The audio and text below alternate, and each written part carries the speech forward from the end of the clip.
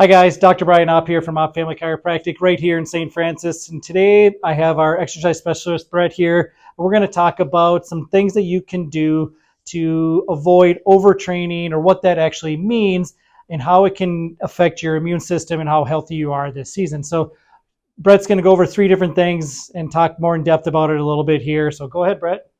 So if you are someone that really likes to just hit it super hard, one thing that you can do is overtrain your body. One big thing for this would be increasing your stress hormones.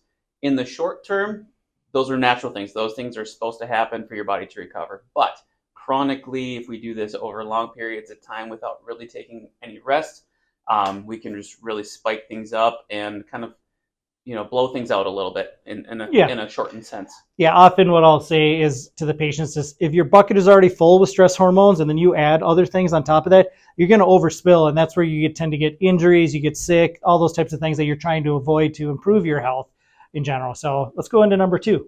Muscle tissue damage and inflammation. Inflammation, again, another thing that happens. It's supposed to happen. It helps the body recover. But if we do it chronically over and over and over, we're going to damage those tissues, and we may not recover very fast, or it just may slow down the healing process in the long run as well, and it just might take you longer to heal as you do those things over and over and over. Yeah, when I have patients come in and they have an injury due to these things, overtraining a lot of times, get an injury there, sprain, strains, whatever they did.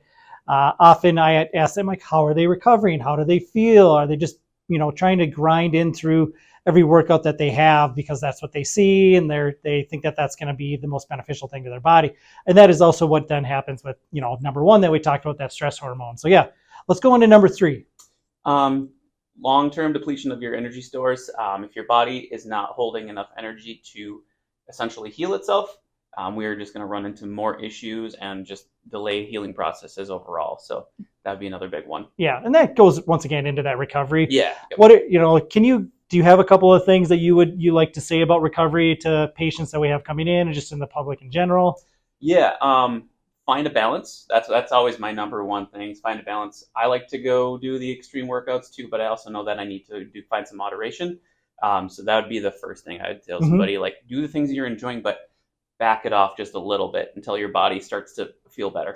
Yeah, and you'll know, like, how is your sleep cycle? Are you finding that it's getting harder and harder to get out of bed? You should be popping out of bed with that cortisol awakening response.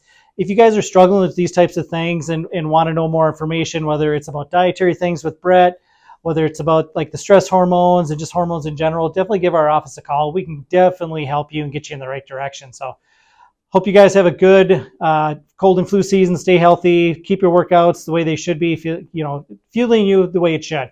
So this is Dr. Brian Opp with Brett, our exercise specialist, keeping you healthy this season.